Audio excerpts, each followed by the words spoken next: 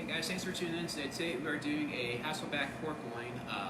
You can do tons of different stuff inside this. I'm kind of doing a fun Mediterranean type stuffing on this. I'm doing spinach, sun-dried tomatoes, roasted red peppers, pesto, and feta cheese, and some caramelized onions. This is a great thing. You can do this in chicken, you can do this in zucchini, you can do this in potatoes if you want. You know, it's a fun thing you can do with lots of stuff. We're going to go ahead and start off by getting our stuffing ready for our pork, so that way we can have it all ready to go. So when I cut the slits in the pork, it's good to go in the oven. So what we're going to do first is actually start cooking half of an onion.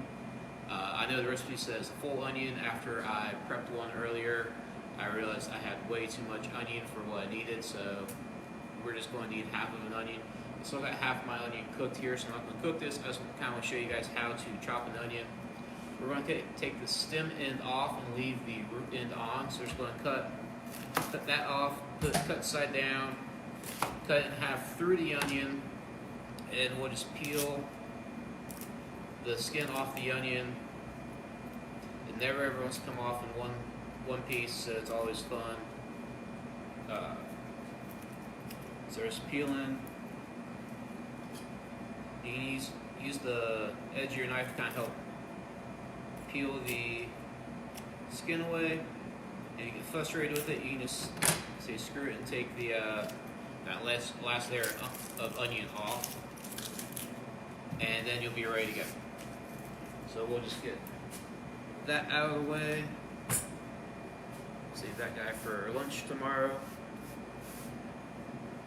And now we're set to chop our onion. So we're going to cut with those lines in the onion, but not all the way through the root. So we're going to put this root end facing away, cut in facing us, and then start making cuts in the onion, but not, like I said, not all the way through that edge there. So we're just chopping away. I kind of want to do a smaller dice on this, that way I have smaller pieces of onion throughout the mix. And then I'm going to turn it and then just give it a nice little chop.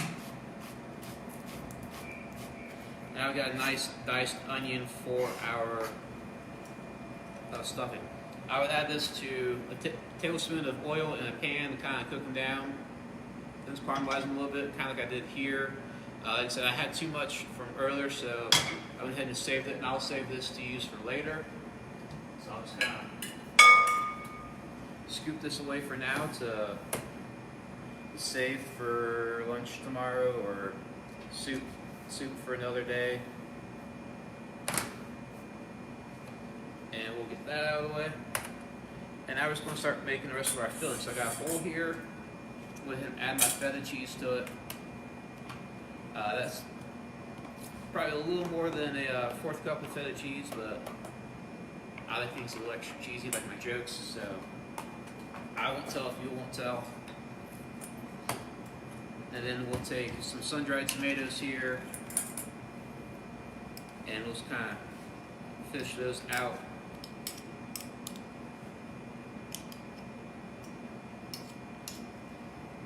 And then we'll just chop these up. You can use, you can find some in a bag as well that aren't packed in oil. Those work just as great. You can find the sun-dried tomato pieces, sun-dried tomato strips, whatever you can find readily available where you are. And then just chop them up, and we'll add them to our bowl here with our feta cheese. So we got our sun-dried tomatoes chopped up. I'm going to take some roasted red peppers here. This happened to be roasted red pepper strips, which I'm okay with because that means it's less chopping I actually got to do. So we're going to take that and add that to, or give this a quick little chop and add it to our bowl as well.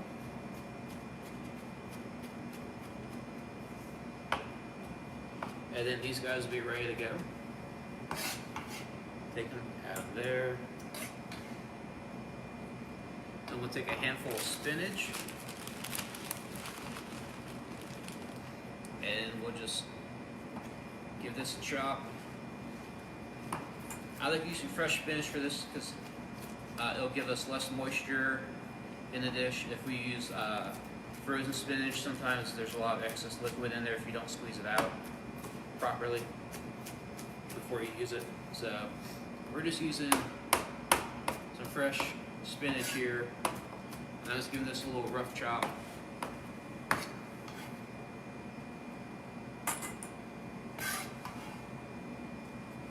I'm going to add my onions. And now we just need to add our pesto. This is just store-bought pesto. I didn't have any saved in the freezer anymore. I'm all out. If you have a bunch of basil that you grow and you have too much at the end of the year, make it and put it in your freezer. Pesto freezes great. And we're just going to take this, mix this all up. It's going to look great. You know, you got the feta, the sun-dried tomatoes, the roasted red peppers, the pesto, the spinach. It's going to make a nice smelling, delicious tasting. I could probably just eat this on a cracker and be happy right there. But I'm going to use it to stuff some pork with instead. So I'm going to put that off to the side for now. So that way I can get ready to show you guys how to make this Hassleback pork. So I got half of the pork loin here. I used the other half for the ones in the oven right now. So just going to kind of take this, put it on our cutting board here. And one trick I always do whenever I do Hassleback anything is I take 2 wooden spoons and put them right up against the pork. The reason I do that is whenever I go to cut it, I can't cut all the way through the pork loin now. So now I don't have to worry about if I cut too deep, oh shoot, I cut the thing in half completely. So I just kind of hold it and I cut straight to those wooden spoons. You can see how I got a nice deep pocket in there, but I didn't cut all the way through. So just going to keep cutting some slits into our pork loin here. And this is going to be great because we're going to be able to stuff this with all of the stuffing we just made. You know, you can do this as a Southwest one and kind of do, you know, keep the bell peppers, but then do, you know, like corn and black beans and a little cheddar cheese in there, or Oaxaca cheese or something like that. So we got our pork loin nice and cut, and I always like putting it on my cookie sheet before I start stuffing it, so that way anything that falls off already kind of goes on here. You just pick it up and kind of scoop it back in. So I'm just going to start taking the stuffing here and start putting it into the little cuts.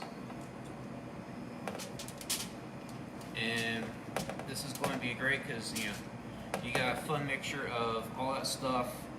You're going to get a little bit of everything in every bite. Just kind of stuffing it all in there.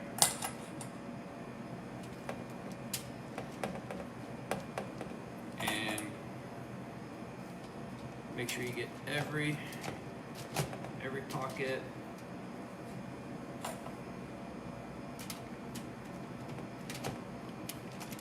And this is something you can do, so like say you got free time tonight, but tomorrow, you know, you're going to be a little pressed for time coming home after work to make dinner. You can go ahead and prep this up today, wrap it up, put it in the fridge, and then save it for tomorrow night, so that way you can just take it right out of the fridge, put it right in the oven. You know, it's one of those nice meals that you can kind of prep a little bit ahead of time. And sometimes if you find yourself that you have a bunch of stuffing left over, you can always just sprinkle it right on top and it'll be good to go. And I got one in the oven right now. So I'm ready to pull it out. I'm just going to move this out of the way because it has raw pork on it.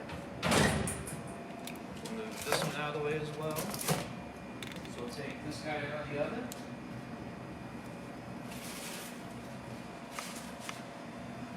The top got a little caramelized. That happens. It smells amazing. You know, that pesto, you know, gave everything a nice smell. can see, you know, this is a convection oven, so it's probably a little higher than what it needed to be. But you know, that feta cheese is starting to melt a little bit. You know, the peppers and tomatoes look great. And we're gonna let this sit down for a second. We're gonna kind of make a quick salad real quick, just kind of as a side dish for it, using the same things that we stuffed in it. Nice to grab some my Italian dressing. So I'm gonna take kind of what we just had here for our meal and make a fun side dish out of it. But making a pesto vinaigrette to kind of dress the salad with. And it's easy just to take, you know, some pesto, add a little bit of your favorite Italian dressing to it, mix it up. Now you got a nice pesto vinaigrette that you can drizzle on top of your salad. So we'll take our plate here, take a little bit of these nice spinach greens.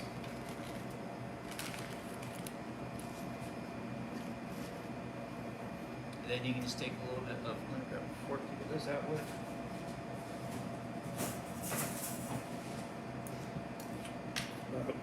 What's the temperature on the meat thermometer? Well, I pulled it out earlier and it was reading about 157, and you want to be about 165. So when I put it back in, it'll be 165 now. Let me grab my thermometer. And also, if you pull it out and you realize that, you know, you're about 5 degrees off, you know, it's going to carry over, cook a little bit. So you'll be okay. Pulled out. So this is reading about 160. So you can eat pork a little, you know, medium to, you know, mid-well. So if it's reading 160, you let it sit there for a little bit. It's going to kind of keep carry over cooking and get to 165. Or you can eat it a little, mid-well at 160 and be okay. So we're going to take a couple of these red pepper strips, grab a knife, cut those up.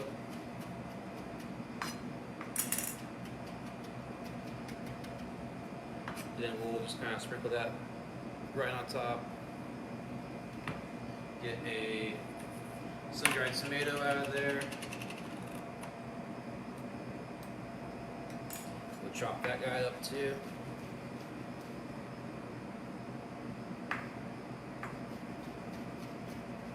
Should have saved a little feta cheese to sprinkle on top of this, but oh well. Okay, right. More cheese inside the pork. Sprinkle a little bit of that on there. Take our vinaigrette we just made, kind of just drizzle that right on top.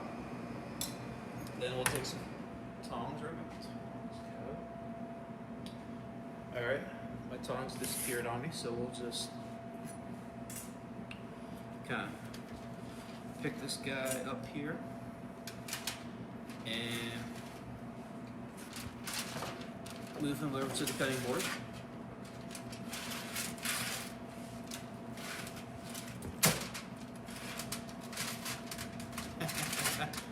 The reason why you always want to be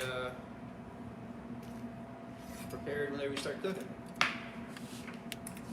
So, and also what's neat is from where you made those cuts, you just cut right down into the pork. Just place that right on top there. So we got some nice pieces of pork just like that. And let me grab a towel here to kind of just wipe up that little bit of stuff. Now you got an easy, delicious, you know, Hassleback pork using the same ingredients to make a nice little side dish with it. It'll take you about 35-45 minutes at 400 degrees in your oven, depending on the piece of pork. It might take a little bit longer. You can use an internal thermometer to reach about 165 is what the end goal you want. But like I said, if it's sitting about 155, 160. You can pull it out and let it rest, and it'll continue over cook up to 165. If you want to check out the recipe, just scroll down a little bit, and you can see the full recipe and make it. And also, if you check out our YouTube page, you can find us on there, and we'll also post it on our new Instagram page that you can check out as well. Thank you guys for tuning in, and we will see you next time.